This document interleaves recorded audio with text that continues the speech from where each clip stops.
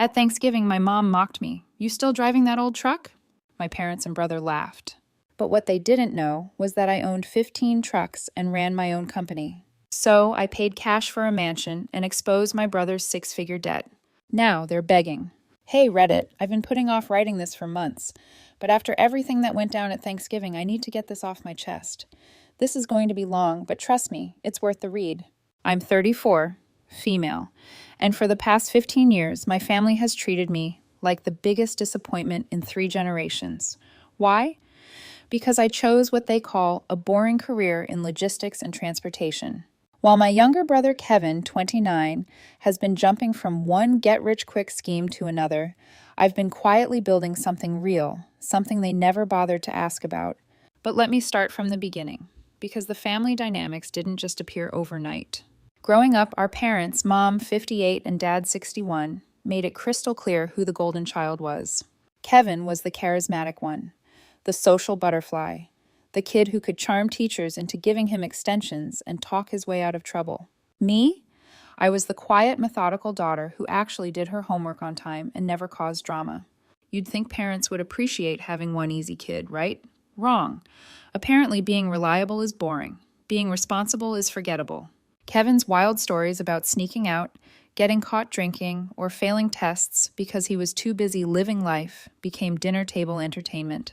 My story about getting promoted to shift supervisor at the warehouse where I work summers? That's nice, honey. Kevin, tell us about that girl you met at the beach. The pattern was set early, and it never changed. Kevin was the star. I was the supporting character in my own family story.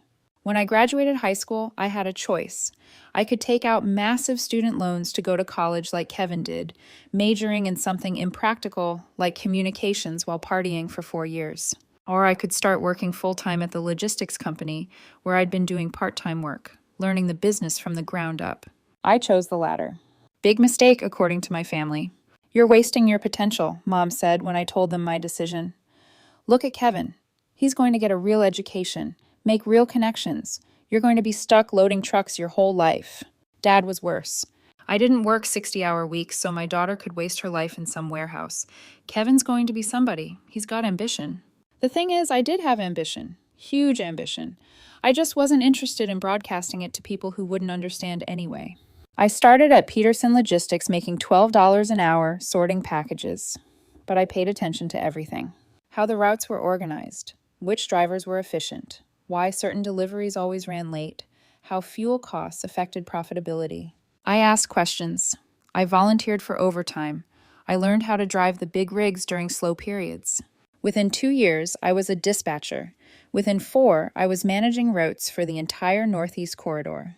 By year 6, I was assistant operations manager, making more money than Kevin would see for years after college. But did my family know or care? Hell no. Every family gathering was the same routine. Kevin would waltz in with stories about his fraternity, his internships, his big plans after graduation. Meanwhile, I'd get the obligatory, "How's the truck driving going, Teresa?" followed by an immediate topic change. The worst part was how they introduced me to people. "This is our daughter, Teresa. She works in transportation. And this is Kevin. He's studying business and going to run his own company someday." Kevin, meanwhile, was accumulating debt like it was a hobby. Student loans, credit cards, that car our parents co-signed for because he needed something reliable for his internships. But hey, at least he wasn't just driving trucks like his boring sister. After Kevin graduated, the comparisons got even worse. He bounced from job to job, each one supposedly a stepping stone to bigger things. Sales associate at a tech startup that folded in 6 months. Marketing coordinator at a wellness company that turned out to be a pyramid scheme. Account manager at a firm that laid him off after 8 months. But every failure was spun as experience and networking and finding his passion. Meanwhile, I'd been promoted to operations manager, was earning a 6-figure salary, and had started making plans to break out on my own. The truck thing became their favorite running joke. I drove a 2003 Chevy Silverado that I'd bought used and maintained meticulously. It wasn't pretty, but it was reliable and paid off. To them, it was proof I'd never amount to anything. "Teresa, when are you going to get a real car?" Kevin would ask at every family barbecue, standing next to his leased BMW that cost more per month than my mortgage payment. That thing's older than some of my coworkers. Mom would chime in with her concerned voice. Honey, I worry about you driving that old truck. What if it breaks down? Don't you want something newer, something that shows you're doing well? The answer was always the same. The truck worked fine. I didn't care about impressing people, and I had better things to spend money on. They'd exchange those looks, the ones that said, "Poor Teresa, no ambition, no pride in her appearance."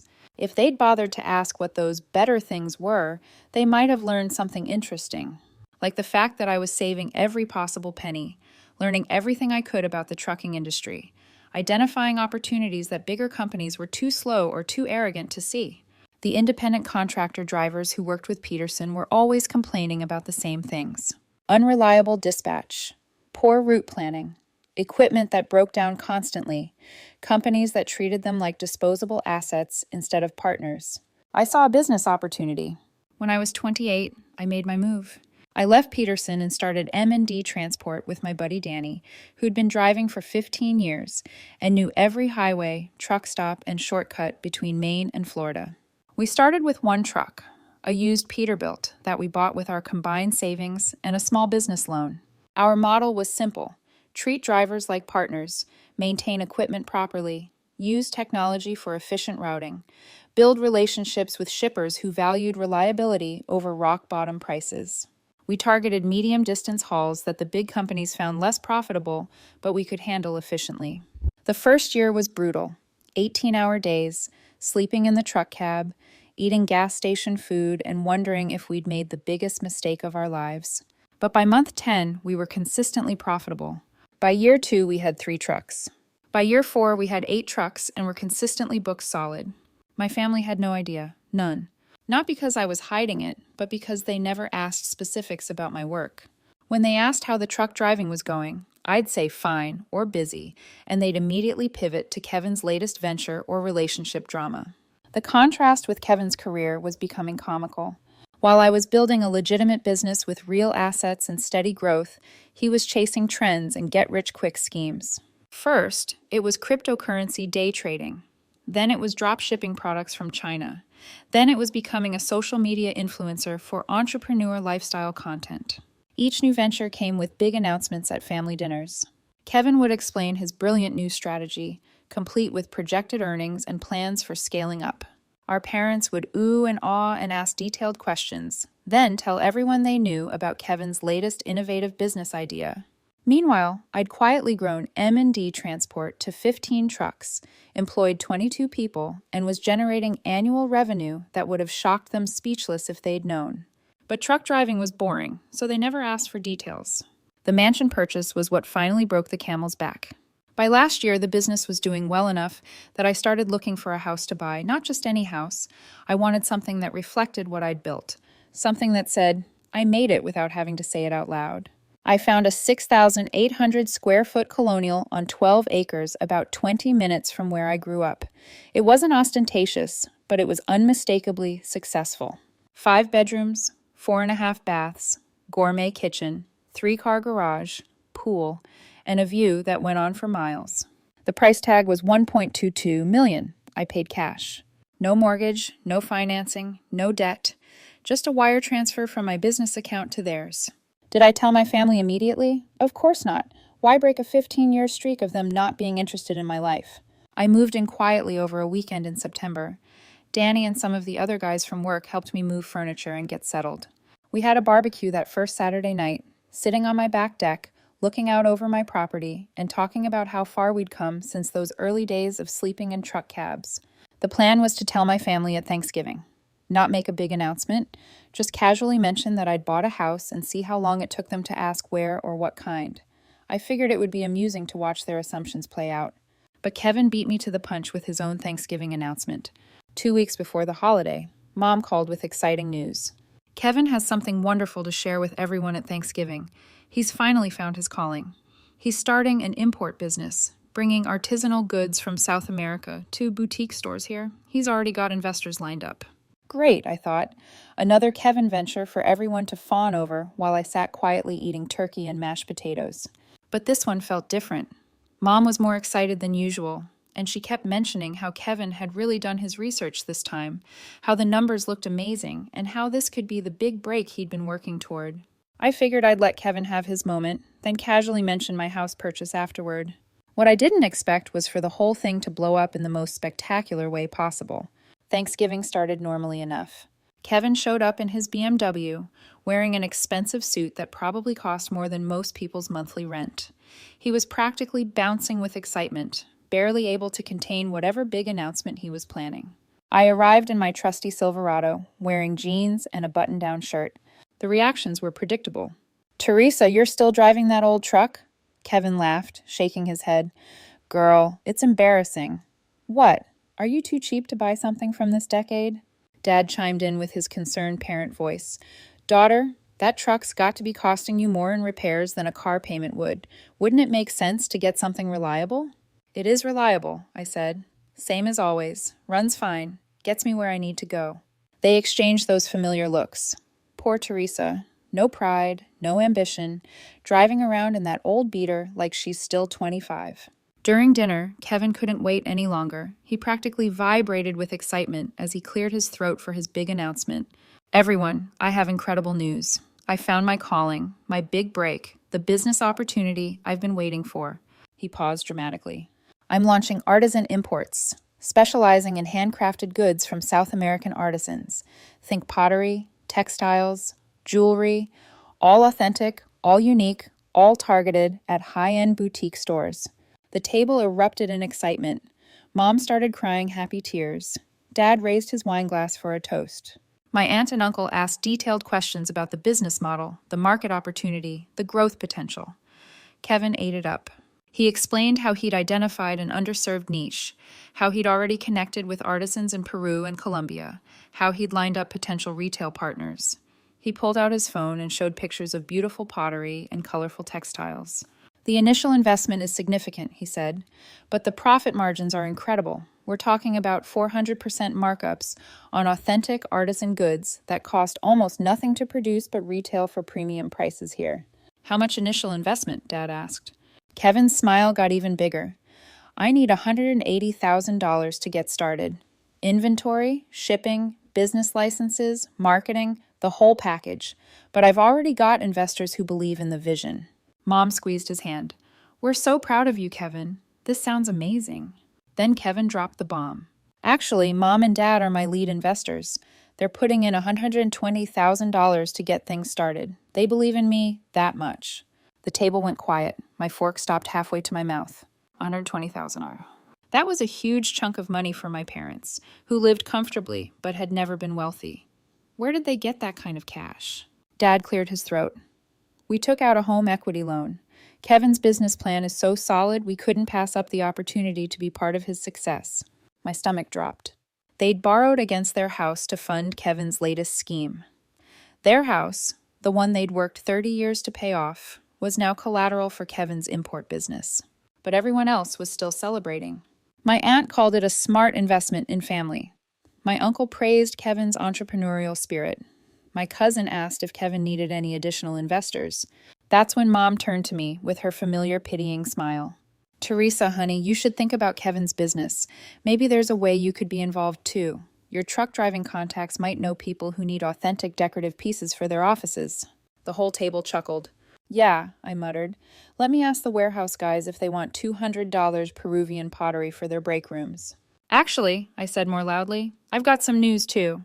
Kevin barely looked up from his phone where he was showing more product photos. "What's that?" "I bought a house." "That's nice," Mom said absently, focused on Kevin's phone screen. "Where?" "Riverside Estates." Now I had their attention. Riverside Estates was the nicest neighborhood in our area. Houses there started at $800,000 and went up from there. Kevin looked up from his phone. "You mean like a condo in Riverside? I didn't know they had any affordable units there." "Not a condo, a house. 6,800 square feet, 12 acres. Dead silence. Dad frowned. "What do you mean you bought a house there? Those places cost $1.2 million.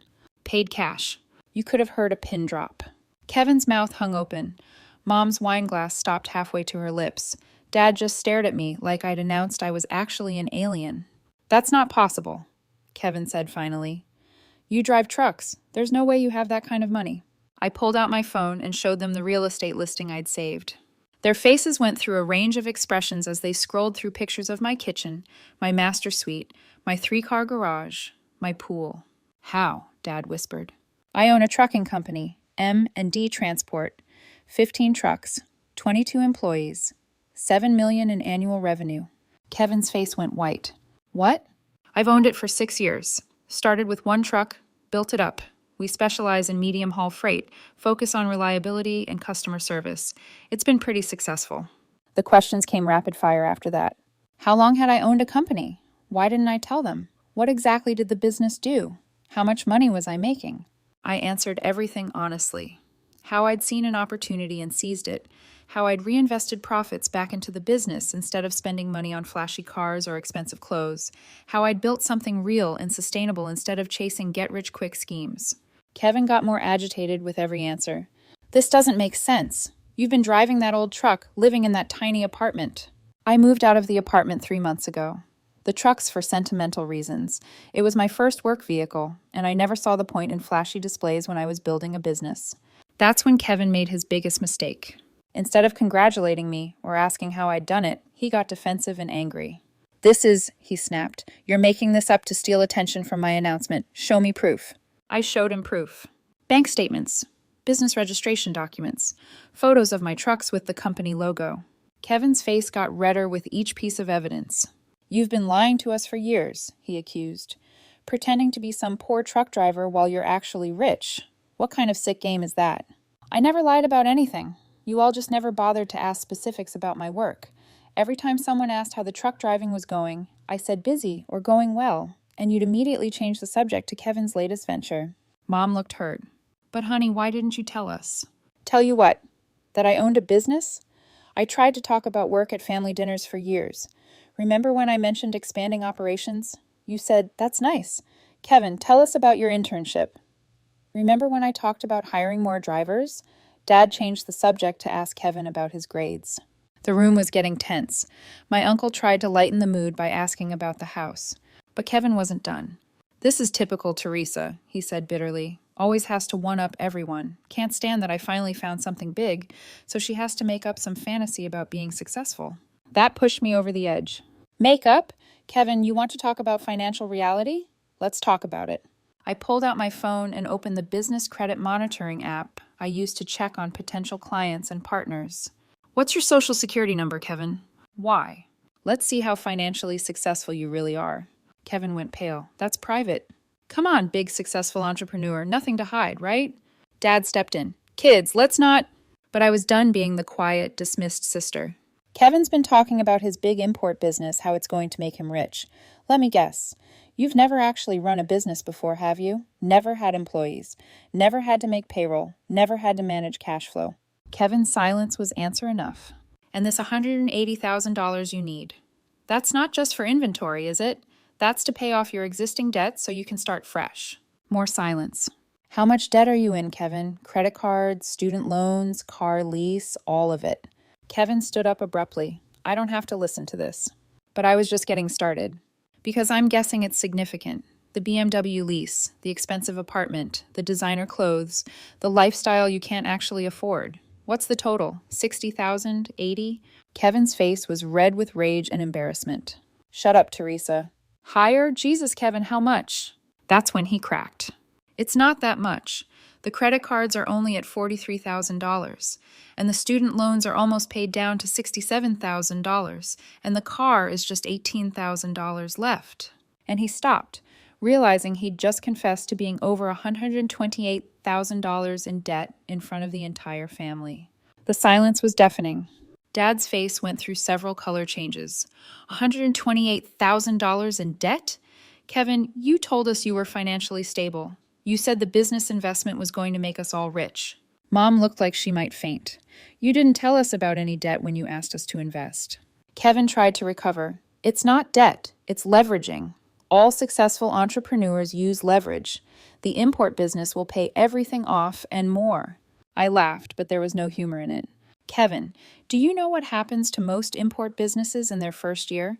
Do you know anything about international trade regulations, customs procedures, currency exchange risks, or seasonal demand fluctuations? He didn't answer. Have you actually talked to any retailers about carrying your products? Do you have signed agreements, purchase orders, anything concrete? Still nothing. Because from where I sit, this looks like another one of your schemes, except this time you've convinced our parents to risk their house on it. Dad stood up slowly. Kevin, is that true? Is this another get-rich-quick idea?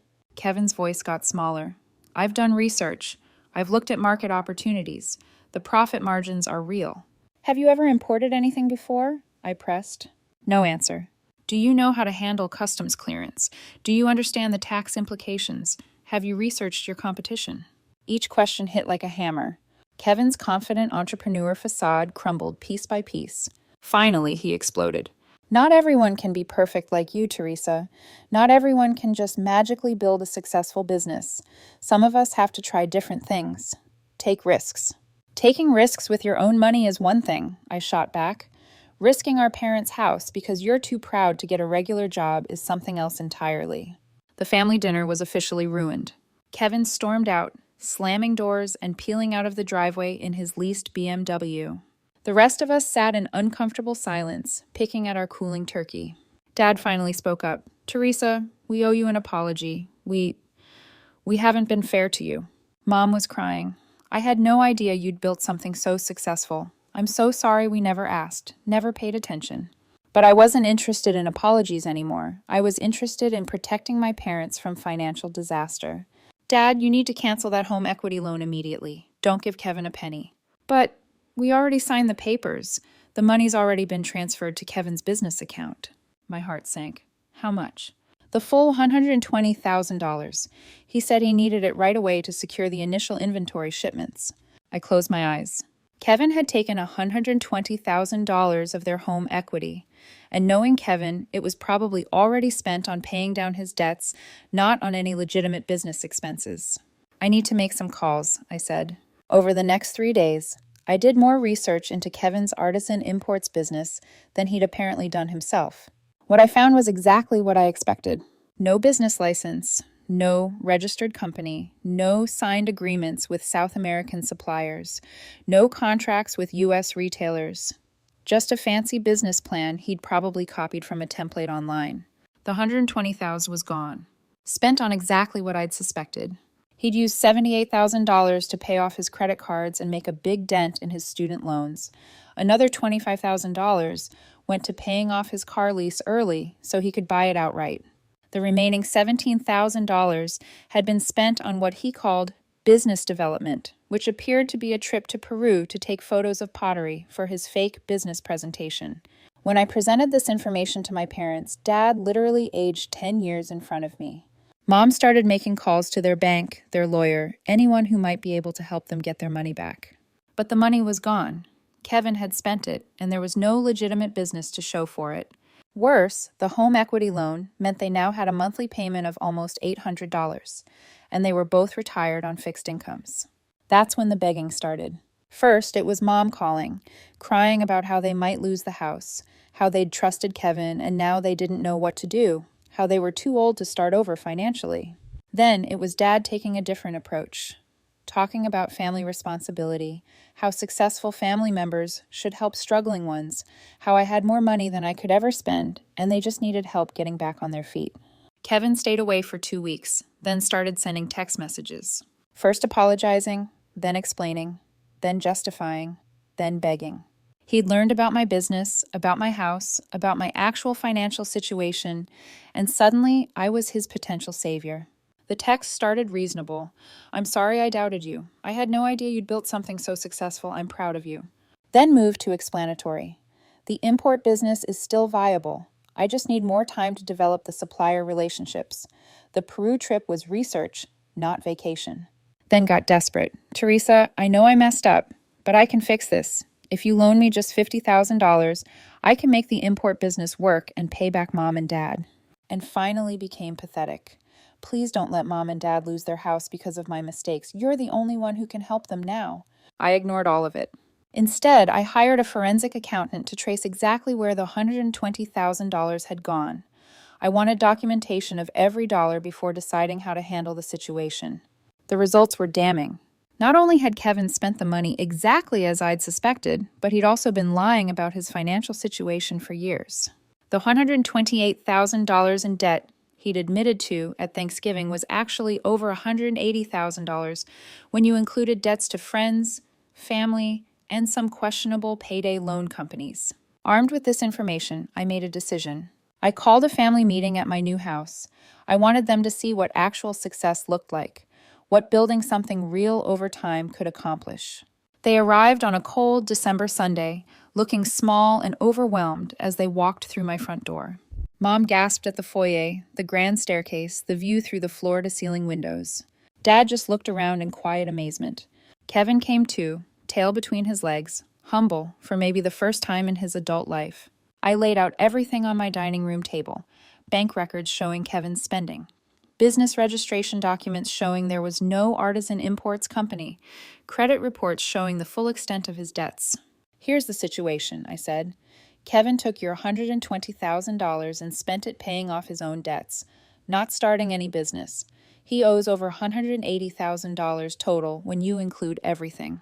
There is no import business, no South American suppliers, no retail partnerships. Mom started crying again. Dad looked like he wanted to strangle Kevin. But I wasn't done. However, I continued, I'm prepared to make you an offer. They all looked up. Hopefully, Kevin will sign over power of attorney to me for all his financial affairs. He'll move back in with you, get a regular job, and follow a strict budget that I create. Every penny he earns, above basic living expenses, goes toward paying you back. Kevin started to protest, but I held up my hand. In exchange, I'll pay off your home equity loan, $120,000, transferred to your bank tomorrow morning. Your house is safe. The relief on my parents' faces was immediate, but Kevin looked panicked. Teresa, I can't sign over power of attorney. I'm an adult. I have rights. You have the right to declare bankruptcy and let Mom and Dad lose their house, I agreed. Your choice.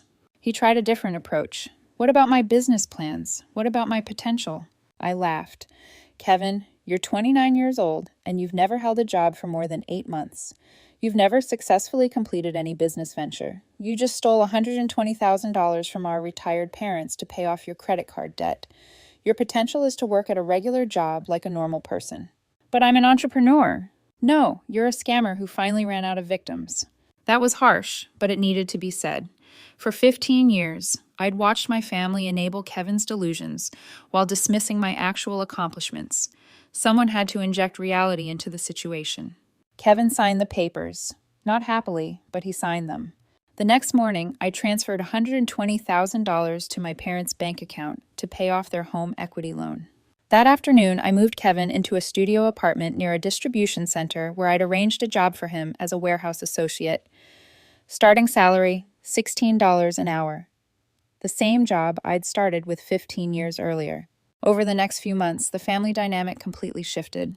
My parents, grateful and embarrassed, started showing genuine interest in my business. They asked questions, visited my facilities, met my employees. For the first time in my adult life, they seemed proud of what I'd built. Kevin, meanwhile, was learning what actual work looked like. 40 hours a week, time clocks, supervisors, overtime when necessary, no flexible schedule, no creative freedom, no get-rich-quick schemes. He hated every minute of it. But he was paying off his debt, $400 per week after basic living expenses. At that rate, he'd pay back the $120,000 in about 6 years, plus interest. The best part was watching him realize what I'd known all along. Building something real takes time, patience, and consistent effort. There are no shortcuts to genuine success. My parents now introduce me as our daughter Teresa, who owns a successful trucking company. They ask about my employees, my business challenges, my expansion plans. They're genuinely interested in my life for the first time since I was 12 years old. Kevin still sends me occasional texts about business opportunities and investment ideas. I ignore them all. He's got 6 years of warehouse work ahead of him, and maybe by the end of it, he'll understand the difference between actual entrepreneurship and fantasy. Update 1. Kevin lasted exactly 4 months at the warehouse job before quitting because manual labor is beneath him. He's now working at a call center and complaining that the customers are rude. Some people never learn. Update 2. Since a few people asked for more details about how things played out with Kevin, here's the full story of his spectacular failure to adult properly. Those first 4 months at the warehouse were entertaining. I'd set up the job through a contact of mine who manages the distribution center, so I got regular updates on Kevin's performance. Week 1. Kevin showed up in business casual clothes like he was heading to a corporate meeting. Had to be told multiple times that khakis and button-downs weren't appropriate for loading trucks. Complained that the uniform polo shirts were not his style, and asked if he could wear his own shirts as long as they were the right color. Week 2. He started showing up late consistently. Not massively late, just 5 to 10 minutes, but enough to irritate his supervisor. When called out on it, Kevin explained that he's not really a morning person and suggested they accommodate his natural schedule by letting him start later and work later. In a job that requires coordination with truck schedules. Yeah. Week 3. Kevin convinced himself that his college degree and business experience made him management material. He started offering unsolicited suggestions about workflow optimization and employee scheduling. His supervisor, a guy named Rodriguez, who's been doing this for 15 years, was not impressed. Rodriguez told me later, "Your brother keeps trying to redesign our entire operation based on something he read online. Kid's been here 3 weeks and thinks he knows better than people who've been doing this since before he was born." Week 4. Kevin discovered he actually had to do physical work, like consistently, for 8 hours straight. The job involved moving boxes that weighed up to 50 pounds, and Kevin had clearly never lifted anything heavier than his laptop. He started complaining about back pain, asked if there was a gym membership benefit so he could build up to the physical requirements, and suggested they invest in better ergonomic equipment. Month 2. Kevin tried to organize a union, not because of legitimate workplace issues, but because he thought having union organizing experience would look good on his resume for future business ventures. The attempt lasted exactly 1 lunch break before his coworkers told him to knock it off. He also kept trying to network with truck drivers, thinking he could learn about transportation industry opportunities. Most of our drivers have been doing this for decades and could spot Kevin's nonsense from a mile away.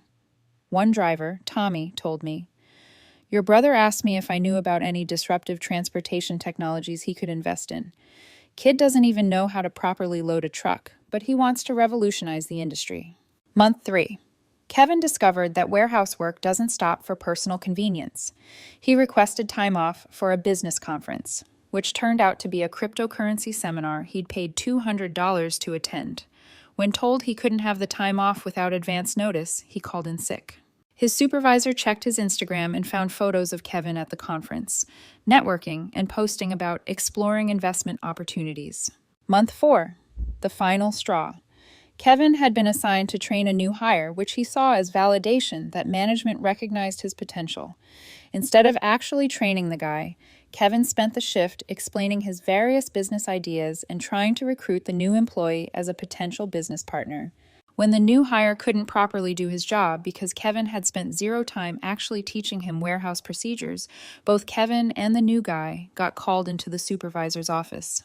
Kevin tried to explain that he was developing the employee's entrepreneurial mindset and that traditional training was limiting his potential. Rodriguez finally lost it, told Kevin this was a warehouse, not a business incubator, and that his job was to move boxes, not pitch investment schemes to new employees.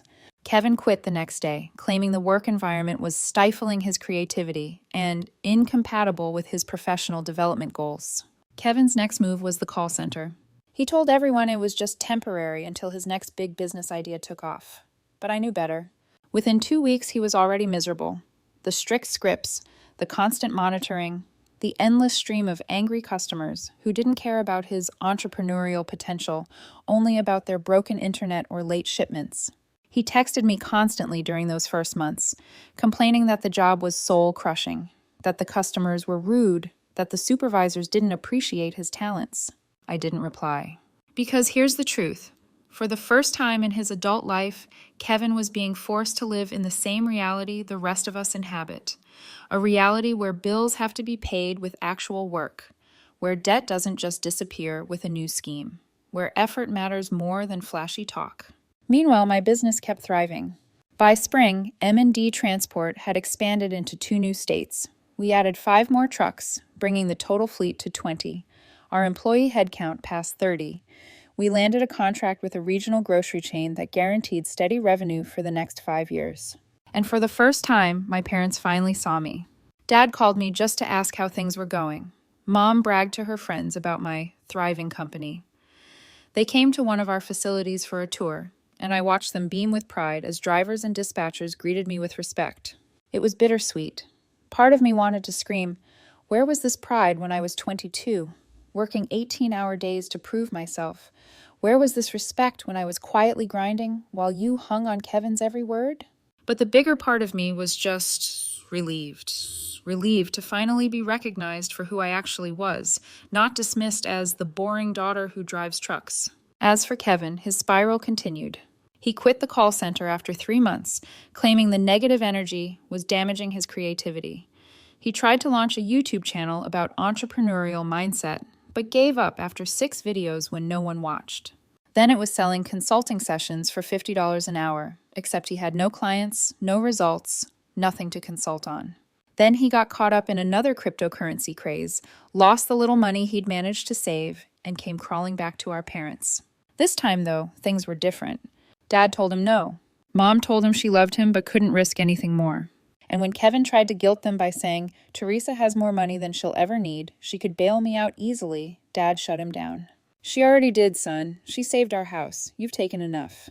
For the first time, my parents chose me over Kevin. Not because I demanded it, but because reality had left them no choice. Kevin still hasn't changed. He still dreams up new schemes every few months, still insists he's destined for greatness. But I've stopped wasting energy trying to convince him otherwise. Because here's what I've learned. Some people will never get it. Some people would rather chase the fantasy of instant success than put in the years of work it takes to build something real. And some families will never recognize your worth until reality forces them to. At Thanksgiving this year, things were different. Kevin sat quietly at the table, no big announcements, no grand plans. Mom asked me about the new contract we'd landed. Dad wanted to hear about the warehouse expansion. My aunt pulled me aside afterward to say she always knew I'd make something of myself. Maybe she did. Maybe she didn't. Doesn't matter.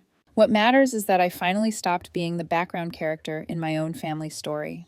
What matters is that I carved my own path, and no one, not even Kevin, can take that away. And when I pulled into the driveway after dinner, my Silverado still rumbling faithfully beneath me, I couldn't help but smile. Because that old truck, the one they all mocked, the one they thought symbolized failure, had carried me every step of the way to this life I'd built. And now it was parked in front of a mansion I'd bought with my own 2 hands. End of story.